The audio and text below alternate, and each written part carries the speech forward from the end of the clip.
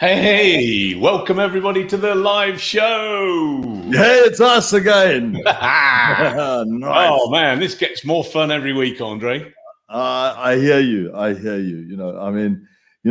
For us to be able to create something that's going to happen for each show, that's like, but actually, you know what? It's become fairly natural now. I thought we did well last week after the show. We said, okay, we need to plan ahead. And with your maniacal precision, we listed 72 topics. Jesus, it's actually amazing, the different, because it is a fairly complex industry, from a management perspective, you know what I mean? Right. It depends on which approach you take, but especially now, there is significant change, I think, is busy happening at the moment. And I think with other industries as well, but, specifically with our industry, the commercial flooring industry, we love it. We see a lot of changing happening. And, I think there's so much richness to be discussed at the moment, Right. And for those of you who are watching on the replay, which may be a few of you, because I forgot to send out the invite for today's show, and Andre's already beaten me up over that. What I'm going to do just for this week, I'm going to send out the show notes because we're covering some very interesting material here today, just in terms of setting an agenda. We're going to talk a little bit about what Andre and I are seeing in the industry because it's a very fascinating time. And then we're going to talk a little bit about owner compensation. And so we'll have a little bit of fun with that. I'm sure this is everybody's riveting around, what the hell do I want to talk about my compensation for? Well, it's find something else to talk about. Yeah, it's not something that people talk about very often. So we're going to give a little bit of voice to that. Yeah, absolutely. And let's see what the sort of comments come around that, because I'm sure there's some, a lot of people are must probably say to themselves, do we really need to approach this topic, especially now? But right. What? I think there's never a good time. Exactly right. So, Andre, first quarter's over, obviously. Yep. We've been seeing some.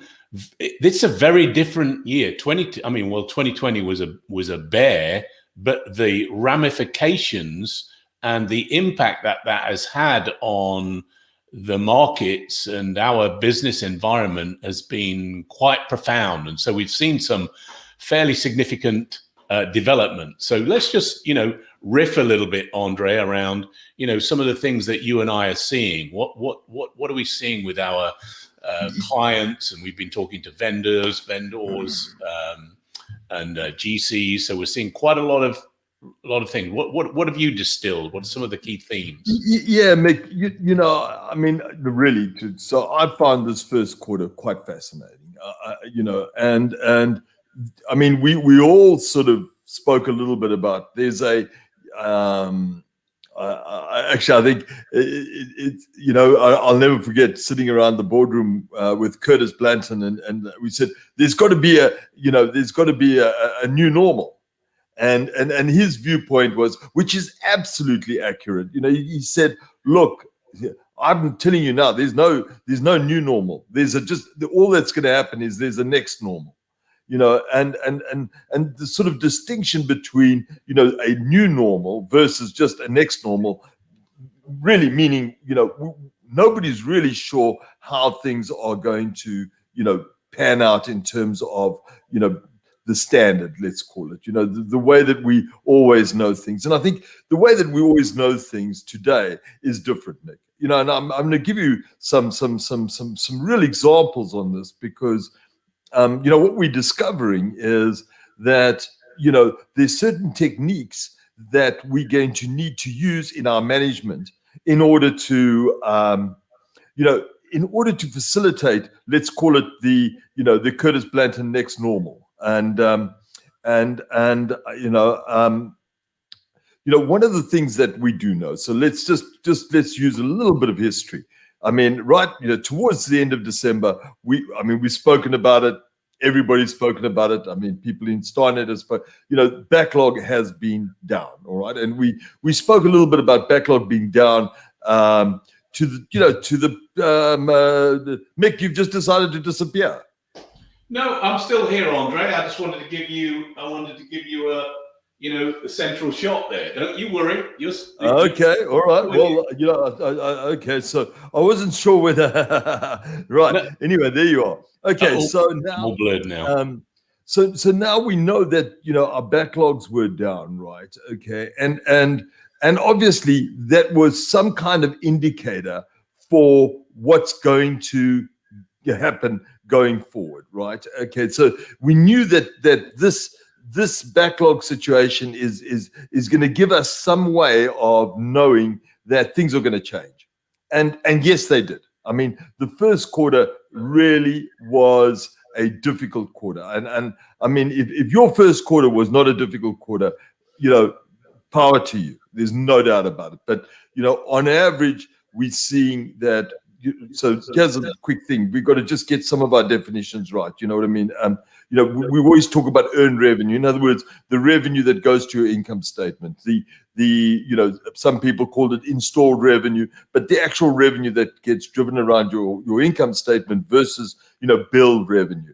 And I love the acronym around that. Is cost is revenue. So the costs we incur in our jobs is revenue, and billings is cash. So whenever you want to talk to your people and use that distinction, between how much do we earn in our income statement versus how much we bill, that's a great way to explain it. In my mind is, cost is revenue. So the more cost we create on our jobs, as long as those jobs are going well, the more revenue we create, right? And then billings is cash, because whatever we bill, in theory, should be collected in the near future. So that's a nice sort of distinction. But anyway, earned revenue has been down significantly this quarter, really significantly. Now, part of that is because of the backlog decline as at the end of December last year, right? So so we sort of knew a little bit of that's coming, right? So as a result, what we've also seen is that many companies actually had quite a good year last year. I mean, you think about what's happened last year. They still created the revenue that they needed, and on top of that, they had the PPP forgiveness. So when you think about the combination of the two, reasonably good revenue and PPP, so you've seen a fairly significant build of cash. Most of the people that we know close and some others, have built some relatively good cash reserves. The liquidity environment at the end of December, January was probably the strongest it's been for a long time. Yeah, that's been a very pleasant surprise. We weren't expecting that, so that's good. It's given owners a little bit of time to reflect, a little bit of time to think about how they're now going to navigate whatever this new normal is. And the biggest manifestation that they could kind of concerned about was the depletion of those backlogs by 25%. That gives them some forward trepidation, what's going to happen about that. But as you said, Andre, there are some more sinister forces at work that could really derail us this year. Right, Mick. So it's not just, here's the thing, I don't want to be the bad news guy. So please, this is there is some good news as well. So it's not just, there's not just sinister. There's some, what's the opposite of sinister? Pleasant, nice, attractive, uplifting. Like me. Yes.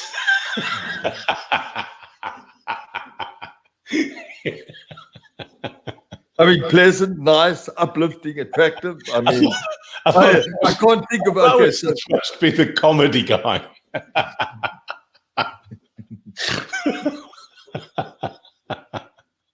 Okay. I swear to God, these guys are going to think we're completely nuts, which is partly true. So here's the thing. What we are seeing as well is that first of all, let's talk about some of the key things that are happening inside our pipeline, Mick. So there is really significant change. If you think about it, at the first quarter of last year, right? I mean, everybody was booming. I mean, if you didn't have the best first quarter ever last year, I promise you now, you need to go to the whiskey bottle or something like that. I mean, seriously, because and everything was looking reasonably good, right? Okay, then we had this Chinese gig, and obviously that changed our world. So now what's happened is this first quarter, in terms of the actual, so two things: how much we're selling this first quarter, right, and how our pipeline's behaving this first quarter. So this is now where I think there's one big thing, big.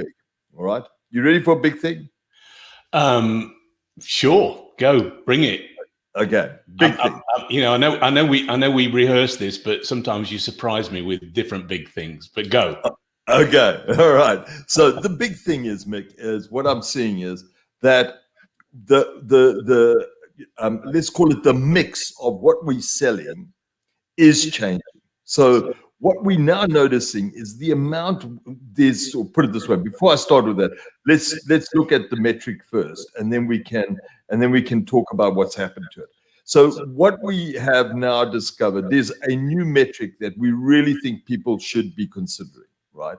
And that is a metric which is called how much we sell and deliver within the same year, right? So you think about it, it's not just how much we sell and deliver in 2022 or thereafter, maybe. It's how much we sell and deliver in the same year. And I promise you, sorry, Nick, you're going to say. Well, yeah. I think that the need for that has become important because as you mentioned, our backlogs are down. Secondly, what we're seeing is there's a kind of a bubble of work that is moving a little bit later in the year than we had anticipated, and so that's creating this this hole in terms of the potential earned revenue we can get this year that begets the need. Yeah, we've got to sell stuff, but we've got to sell stuff that's going to add earned revenue to our business this year, which means those costs have got to be incurred, which means it's got to be installed. So that's created this requirement now to look at the business, not only about the backlog build for the future, but how are we going to cash the check this year in terms of our sell and install, which leads to your metric, which is the sell and install metric, Andre. Yeah. So if you think about it, if you had to go and look at the last quarter, right? So the same quarter last year, and if you had to go back and measure how much did you sell in that first quarter that you also installed during the 2020 year, and you place that same measure this year, how much have you sold the first quarter that will be installed this year? Mick, I can promise you, in the main, that's between 40 and 60% down.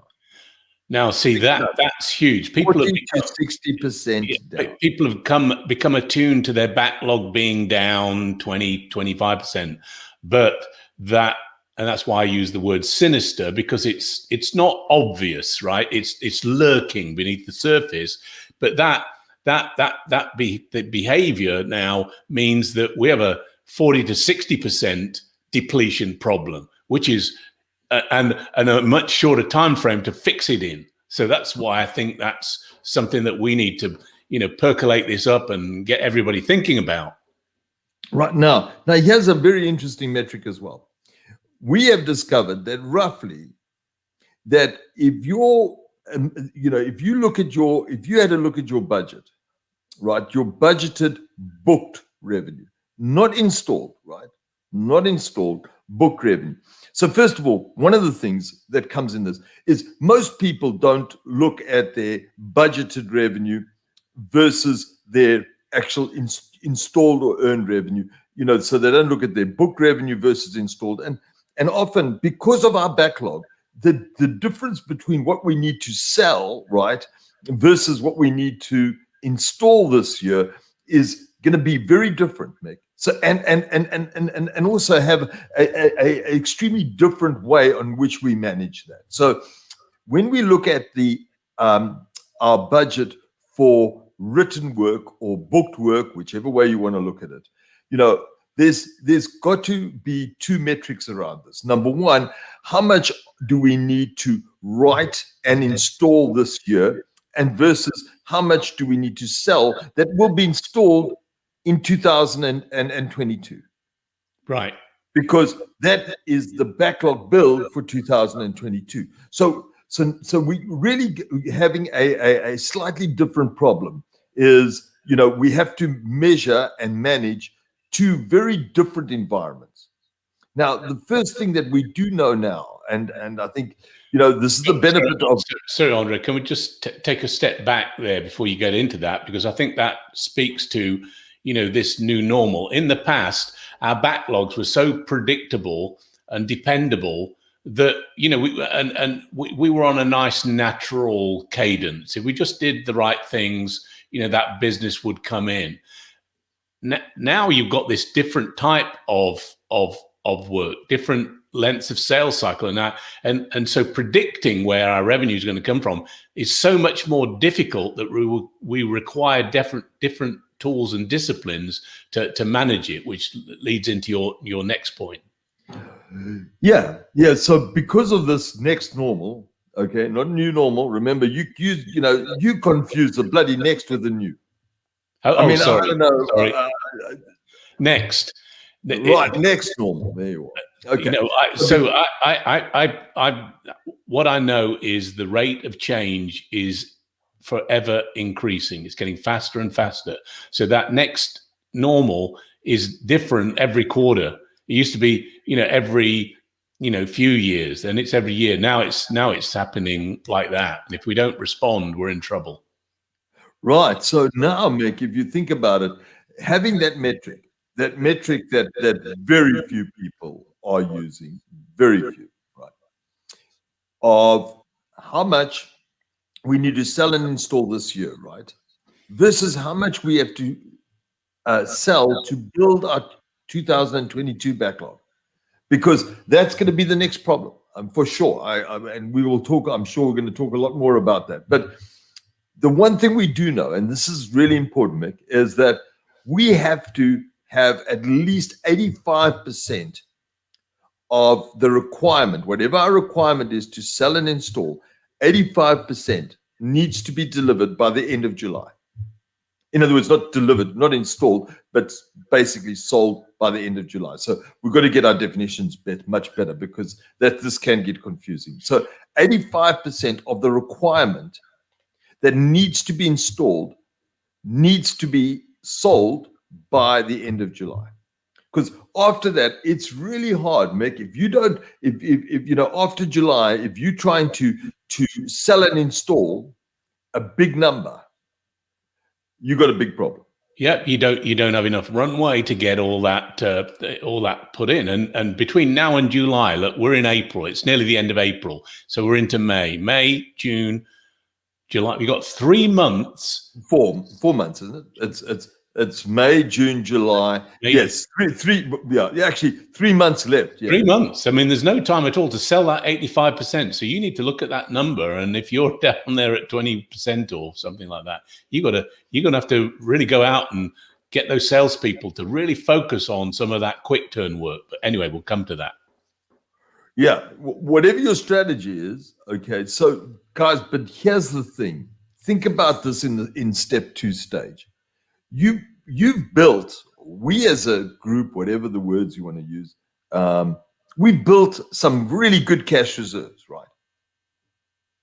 Now, if we don't get this metric right, if we don't get the amount of sold and delivered in the same year right, okay, because we've got a lower backlog, so we know we can't rely on the backlog.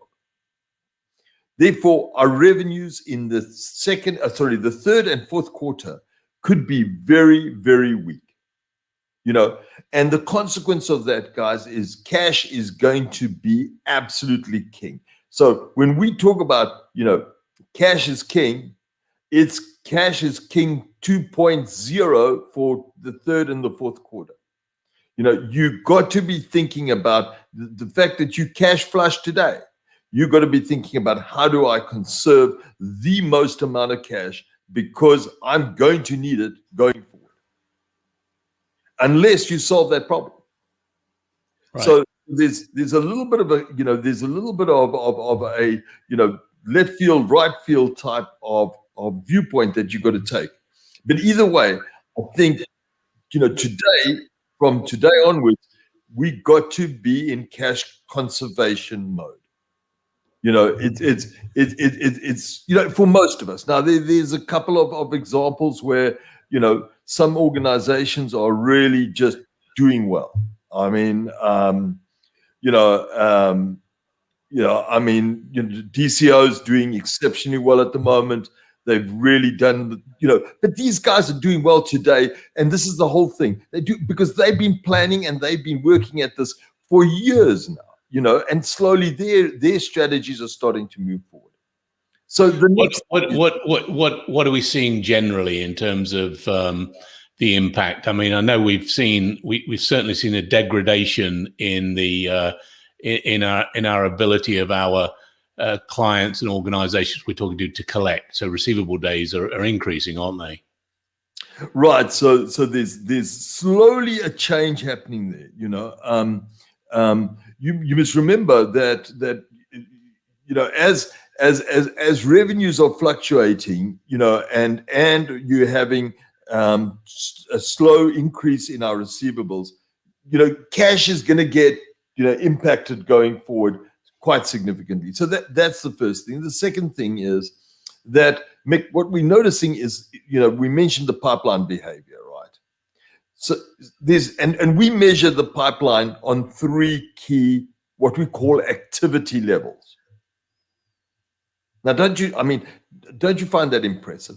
That is. Anybody who listen to pipeline activity levels. I'd say to myself, man, that is just absolutely friggin' awesome. I need to get a bit of activity levels in my pipeline. Okay, but so the first activity level that we like looking at is the value of bids. Just how much activity do we have every month, right? So the actual amounts that we have actually bid. Then we look at how much we are doing in the budget world. So how many jobs are we, or potential projects are we just putting out budgets for? So remember, that's usually a budget is something that we do right up front before anybody's really decided on the the journey of the project, etc. And then we also measure how much is on hold. So there's activity around how much we bid, activity around how much we are placing in the budget space, and activity around how much is on hold. Now, what we did notice, naturally, of course, in what's it, sort of April, May last year, the amounts of projects placed on hold significantly increased. Right. It really was. There was some if there was activity, that was the activity. Everything's on hold. All right. So Andre, I got to share a funny story with the audience. So I was doing some sales coaching with a 20-year sales guy, so he knows the industry really, really well.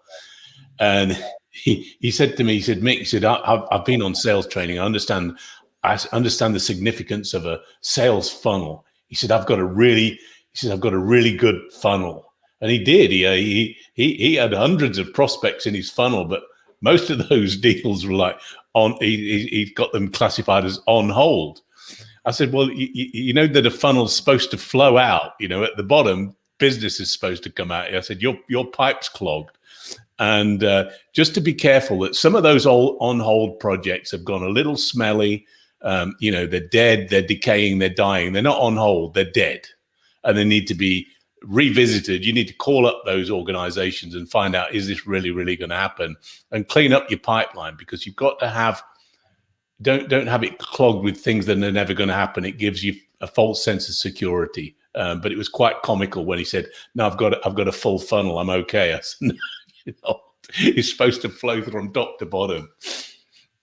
Well, okay. No, I mean, I love that story. Not so good for the sales guy, but anyway. So the thing is, Mick, we've got these 3 activity levels. So what are we seeing within these 3 activity levels? Of course, we've seen this massive increase on hold. But what the nice thing that we are seeing, so the good news is that the on hold activity is declining quite rapidly. So that is, I mean, that's the one really piece of good news for me. The other piece of good news is the budget activity is starting to increase quite substantially, right? And we are seeing a little bit of an uptick in the bid environment, right? But the thing about the bidding now is, I think what's happening is, instead of these being bidding around negotiated type work, being very specific about what we do, I think people are putting in more just stuff, more quote and hope stuff. So Right. I really don't know whether that bidding uptick is more quote and hope, or it's more of the normal. You know what I mean? Normal being, strategically driven bidding. Yeah, Or intentional. I like to use the word intentional bidding. Yeah, what I've been hearing, Andre, is that typically when there might have been 3 or 4 bidders around a project, there are now as many as 10, and it's really getting into a price war. It's becoming more difficult to have those negotiation conversations. So the requirement for your salespeople to be much more agile and effective before that bid gets really well baked is important, because if you're in the feeding frenzy at the end with 10 people all trying to grab some business, it's a challenge. Right. And I think because of that, what people are also telling us, and this is anecdotal, so we don't have a measurement around, but trying to get hold of these project managers now is becoming more difficult. And I think because the demands that they are having from the increased number of people that are bidding on these things is obviously becoming a bit of a problem. Mm-hmm. So getting unique ways of having that meeting. I love that, Mick. The way that and I think we should have a program around, because you are so good at this. How do we get somebody to have a meeting? Okay, so let's call it a Zoom meeting. Let's be boring about that now, but let's call it a Zoom meeting. How do we actually, get somebody to have a meeting, somebody to commit to a meeting? Well, yeah, maybe we could do a whole show on that. I can really I can create quite an entertaining commentary on how. Because you can get a meeting with anybody, right? You just got to do a little bit of research. You got to be a little bit creative. But anyway, that's a subject for another day. I love that idea. And I challenged you, Mick. I said, when we have one of these shows, right, on how to create a meeting, that you actually going to, during the show, you're going to pick up the phone and speak to a GC, a project manager in a GC. And see what happens, blind out of the thing, and you may have done a little prep, but you're going to do that in the show, all right, and to show people that really it can be done, right, but it needs a little bit of work. So that's going to be interesting. All right. So now that we know 3 things, we know these various activities, and guys, measure those activities. Really, that's what I'm trying to say is these are things that are so easy to measure in the pipeline. How much are we bidding? True bidding? How much are we got in the budget space, and how much have we got in the on hold space? See how that's changing in your pipeline. See if your business is behaving pretty much like a lot of other businesses. I'm not saying we have a viewpoint on every business, but a lot of other businesses. So that is the key message around what we're seeing today. And I think the final observation, Andre, would be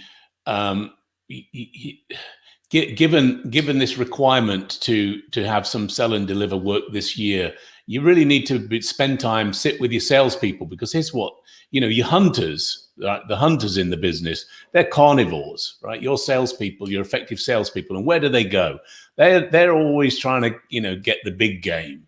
They're trying to get the big deal, and the big deals tend to have a long gestation period. That's going to be 21, 22 work, not 2020 work.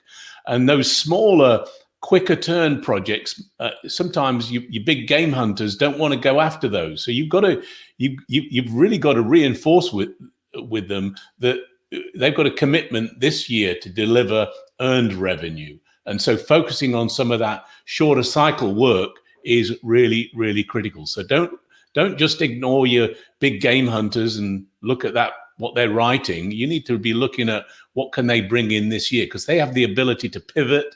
They have the ability to make cold calls. They can approach new segments. Those are the people that can really help you in this pinch, and it's going to become a pinch anyway. And Mick, what we're also finding is that there are segments that are pumping. The industrial segment, absolutely pumping at the moment. The pharmaceutical segment, pumping. So there are areas that but it takes work, it takes effort, and we're going to need to just get our people. I mean, Mick, when you're doing 6% of your time, what is your metric? I know, I love this. We've done activity-based surveys of salespeople, commercial flooring salespeople. We've talked about this before in our blogs and maybe even mentioned it on this show. On average, the salespeople self-report that they're spending 6% of their week on prospecting for new business. That's not very much at all, and we want to see that at double the amount of sales prospecting activity.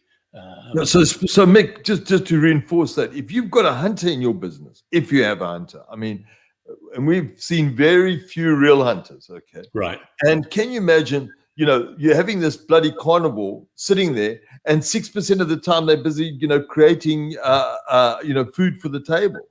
I mean, that it does not make sense. To take all the other stuff away from the carnivore, if you have one. Now, there's a lot of difference between true carnivores and a bunch of grass eaters. You know what I mean? But if you do have one, take away everything else they do. Let them do what they do well, and turn that 6% into 30%, and at least that gives you some opportunity to get to where you need to be. Yeah, so it's a whole different show. But one of the things that we help clients with is what I call building the revenue factory, and that's really taking a industrial approach to the artisanal craft of selling. So if you think in the old days, people were in these cottage industries, they did things very, very slowly, but by standardizing those processes, and then by having specialization or division of labor, you were able to scale that and drive more production through a factory. So like selling, if what we want is to specialize, we want the salespeople to specialize on selling. So some of the other stuff, as Andre said, if we can take away from that, if we can get a distribution of labor, and we can increase the amount of hunting time for those sellers, it can have a profound difference on your business. One of the many topics that we're addressing, we do have a membership program that we talked about, I think last week, where we talk about selling, we talk about cash management, and Andre and I go deep into those subjects and trainings on a bi-weekly, monthly basis, and building material for you there. So we'll be sharing with you. Yeah, please. I think people need to join the membership site. It's a great way to share best practice, Mick. It really is. And and also to develop leaders within the organization. And I mean, this sort of gets into the topic that we want to talk a little bit about today. All right, topic number 2, which is we're talking about we said we would talk about ownership compensation, but it's a more broad topic in how the owner gets paid, how the owner synchronizes their value creation with everybody else in the enterprise, helps cement the cultures. It's a broader issue, but we're going to look at it through the lens, of the owner and what the owner gets paid. So let's pivot and talk about that. I'm just checking for questions. We haven't upset anybody so far. No threats, Andre, from the audience. So we haven't upset anybody so far. No, okay, we're going to have to change that. I'm confident you can do that with this next segment. So let's talk a little bit about why we've picked owner compensation. Well, the reason for the owner compensation is, Mick, we very seldom, this is the issue, and I've sort of, and I mean, I've picked up on it, you've picked up on it, when we have our discussions with owners, they will approach us with all kinds of topics, from, the way they're running the business to their next divorce. It really has a fairly significant range. All right. So my thing is that when it comes to owners' compensation, we don't really approach that topic. Okay. And yes, the owner, if you think about the way that they establish their compensation, I mean, Mick, it's so, I mean, it's so thumbsuck, let's call it. You know what I mean? Now, when you have one owner in a business, that's one problem. When you have more than one owner, that's when the problem actually gets amplified quite significantly. You're right. Because, what happens is we have a compensation that it comes to some agreement. Well, we think we should be paid, $150,000 a year. Okay, so everybody gets paid equally. All right. So first of all, if based on that philosophy, if I had to say to the owners, well, this is the way you are thinking about your business. All owners get paid equally. Well, let's go and pay everybody else equally. So first of all, that's just a little sidebar. So I think there is a belief system that is different around how we compensate owners and then how we compensate in general, right? And it's also clouded often when owners originally come together in a business, or you bring somebody else in for a reason. You get this concept called sweat equity, which is, one owner puts in a certain amount of, cash, another owner is brought in because of some of their competence or their relationship network or their ability, and so they bring different skin in the game. And when they come to the compensation discussion at the end of the year, somebody will say, "Well, I think I'm worth more than that because I put the sweat equity in." I know you have a very clinical view of sweat equity, don't you, Andre? Yeah, my view on sweat equity is, unless it's manifested in some form of performance, it ain't, it's just called sweat. It ain't equity. It's just as simple as I wanted to give you a chance to upset people, and I just teed that one up for you. All right, thank you for that. I knew where that was coming. So, but really, that's the truth on that. But if you think about it from an owner's compensation viewpoint, normally the belief system is, I'm the owner, therefore I determine what my compensation should be. Okay, I mean, it's as simple as that. Now, it's not, and I think if the belief system starts changing a little bit, where, irrespective of whether I'm the owner, how much should this role cost the organization?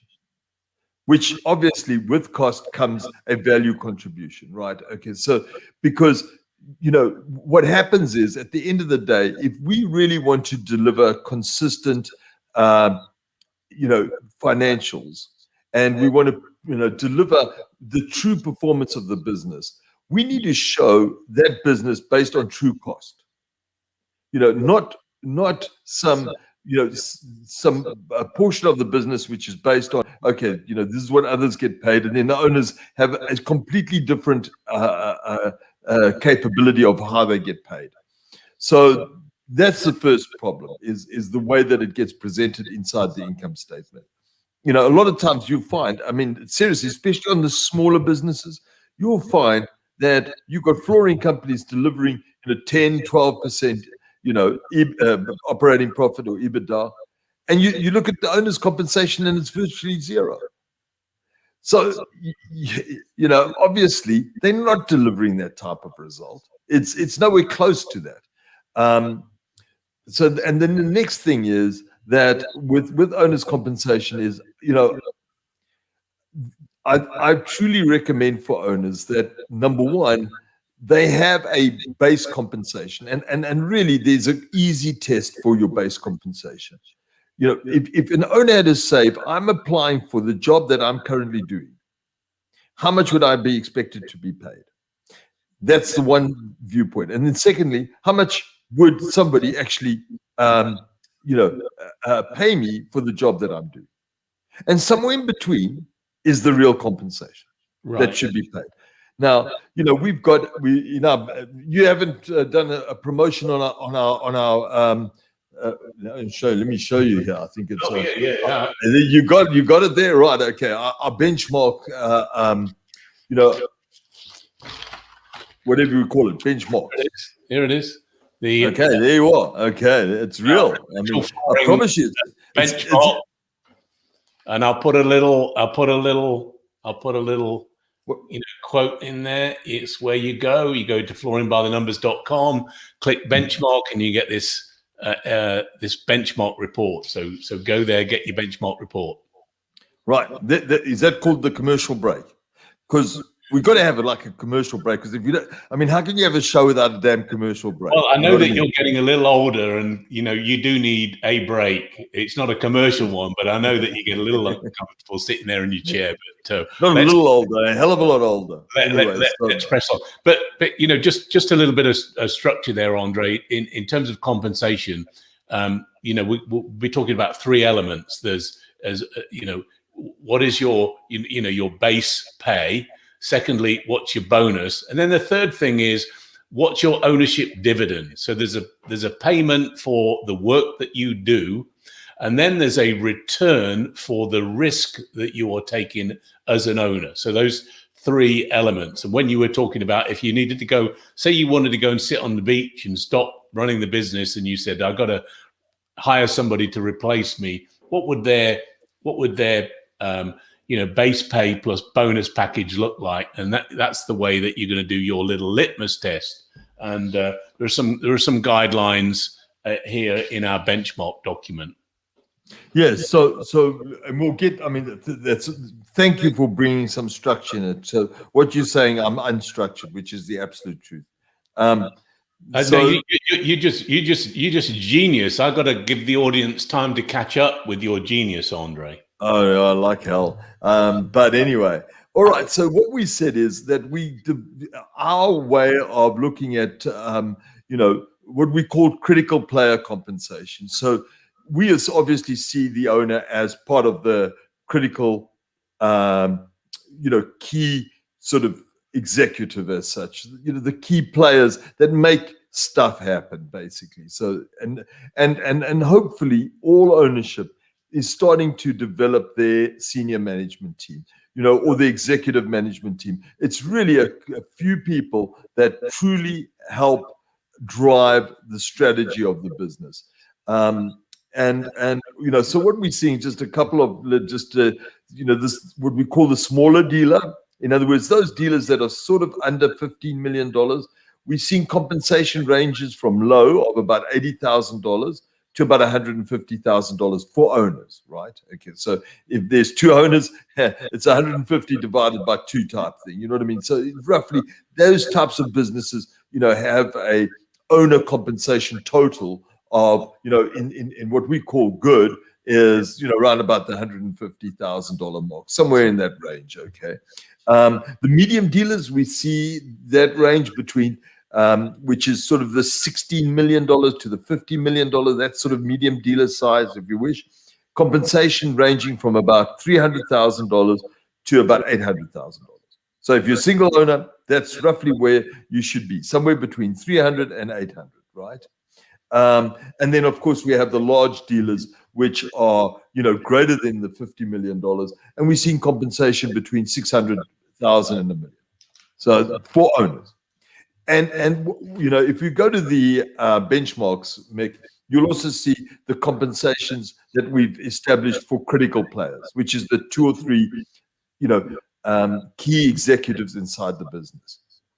And really, so a couple of things. Number one, where is money to be made? The reality is money should be made at the key executive level. People should aspire to be. I mean, it's quite uncanny. You get salespeople that have been paid far more than the key executives. And why not? Why not? He said, I'm fine with a long career in sales. And I'm fine with that. I'm fine with that. But there's also got to be the aspiration. If part of key executive means that you're going to make money. You're going to be well compensated if if you drive the business in the right direction and you delivering the right type of profitability, and you are securing its reserves and its cash and so on. So there should be some kind of aspiration always to be part of that. Let's call it inner circle, don't you? Now you like that inner circle. So there's circles, there's an outer circle, and there's an inner circle. All right. But the inner circle needs to be compensated well, because they really should have significant skin in the game. But their compensation, Mick, should be based on performance. Right.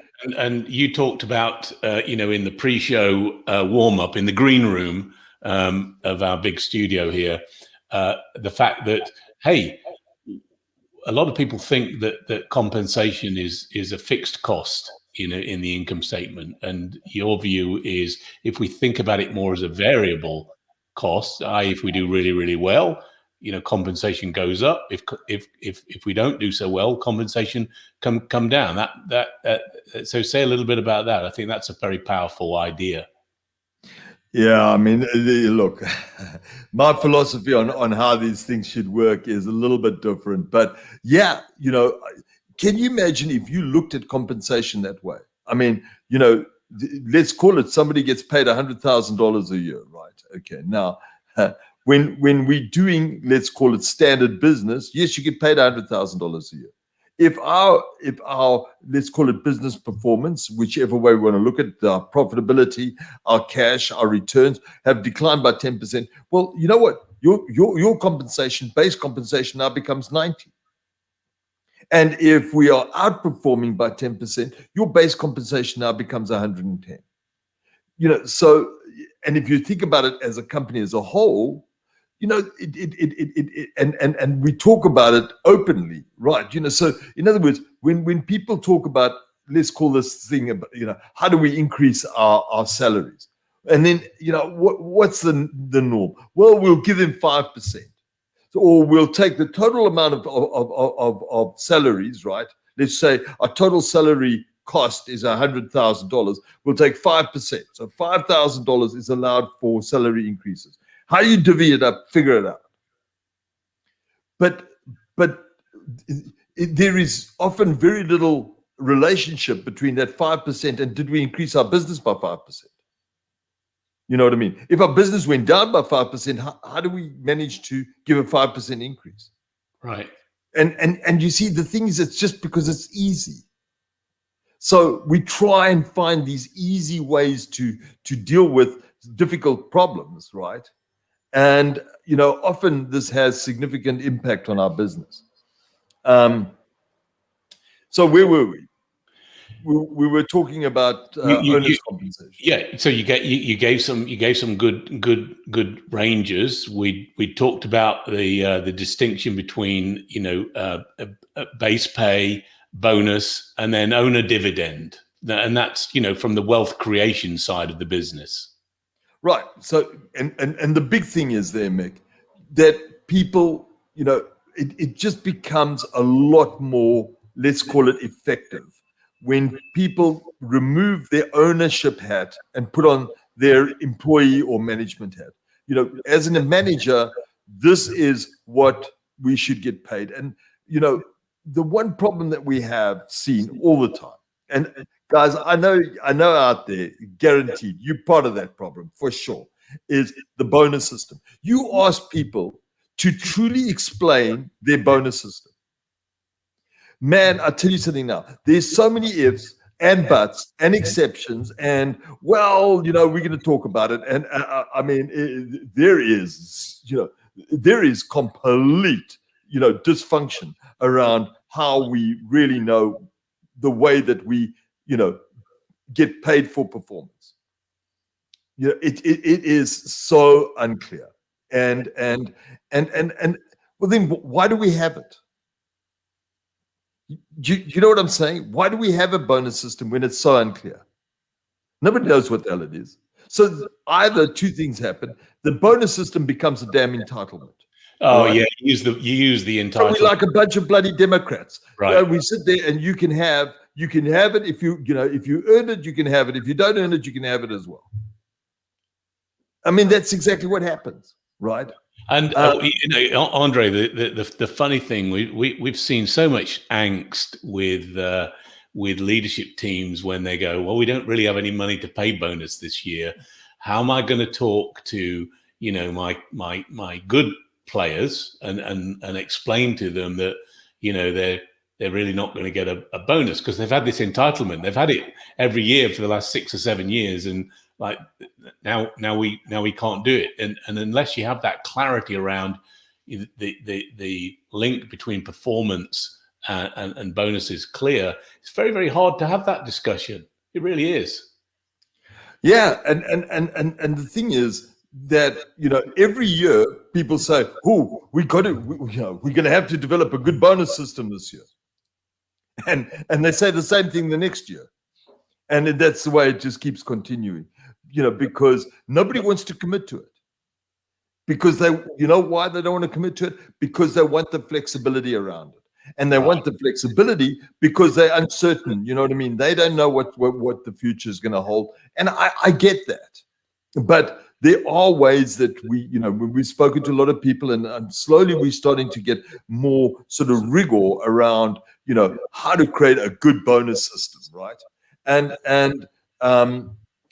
commit to it, so that people truly understand, okay, this is an entitlement or this is truly about performance, including the damn owner. You see, so that's part of the problem, is that the owner thinks, well, they're exempt from this whole thing. They're exempt from this whole discussion. Why? Because at the end of the day, they're going to determine how much they're going to, add to their W-2 or how much they're going to pay as a dividend or whatever the case they're going to do. So they think they're exempt. So because of that, their belief system around their own compensation gets, sort of muddied around everybody else's compensation. And I think, if we change that a little bit, the way people see how we should be paying people, it gets changed a little bit as well. So, and then comes the last thing is the distribution. You know what, Mick? I mean, I think maybe if it's more than 10% of the clients that we've been through and the clients that we're going to go through, all right, which is many of them, okay. If it's more than 10% that have a dividend policy, I promise you now, at the moment, my measurement is about 3% that have a real dividend policy, that they say, this is the way that we are going to compensate owners because they are owners. Got nothing to do with management, got nothing to do with anything. This is our policy. And doesn't exist, virtually does not exist. Yeah, they generally decide what the dividend is going to be at the end of the year, and they see what's available, and they think, well, what part of that can I, what do I need personally for this year? I'm building a new house, or I want a new boat.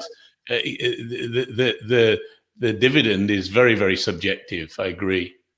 It really is, you know, and I mean, but yet when you look at the way a public company is run, it ain't work that way.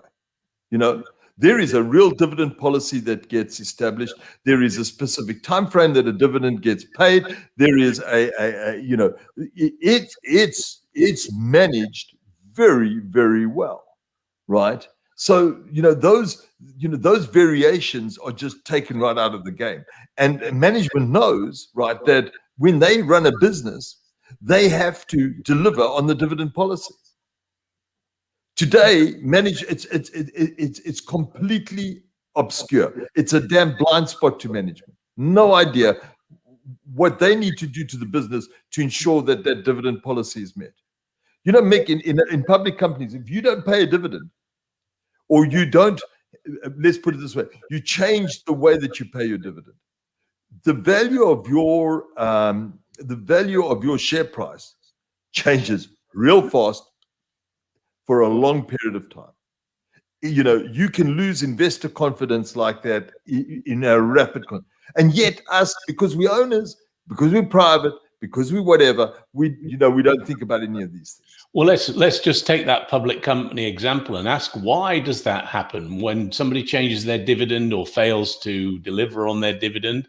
It says to the investor community that the leadership team are not in control. They hate surprises. They want predictable, and so they ding them if that predictability goes away. And in your business, you want more predictability. You want to guarantee what you're going to do. You want to have mechanisms that help steer you to that consistent dividend policy. It's just a forward-leading indicator of how well you're managing, your business, or as Andre and I call it, your degree of investor readiness. We like investor-ready businesses. So if an investor came out and made you an offer today, you would get the best price ever because it's well run. Yeah, remember, and please, guys, when we use the word investor ready, it doesn't mean, and people often get this nervousness. Oh, these guys are coming in here so that we can get the business sold. No, that's completely the opposite.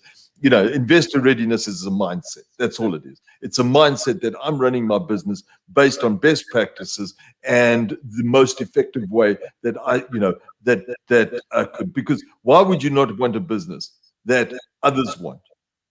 Hell no, I want a business that nobody wants. I mean, that's crazy, right? So, we wanting you to drive businesses that others want. That's a beautiful thing. So dividend policy is really important. And here's the thing, Mick, when you start thinking, when your management team starts thinking, we have to be able to deliver on that dividend policy every year. There's a slightly different mindset. I've got the itches today. I think I've got fleas. Anyway, so great. So in conclusion, what do we have any suggestions for owners who are listening to this in terms of how they can be more predictable about that? Well, Mick, first of all, let's talk about some of the hard ones. As an owner, how do I set my compensation? I think so. We've given some guidelines, all right. We said, what's a commercial rate? We've given all of that, okay. Right. But you know what? If you're really serious about this, Mick, why don't you establish a compensation team or compensation committee? And that can be a combination of people that are in your executive team and maybe some trusted external, advisors, and let them help you guide what you should be paid, because they are going to ask some, they're going to ask some difficult questions. And as the manager of the business, you should be able to stand up to those difficult questions. And great idea.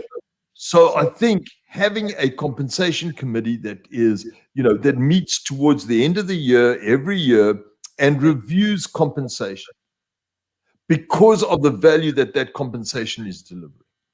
It becomes just a different way. I mean, public companies do that.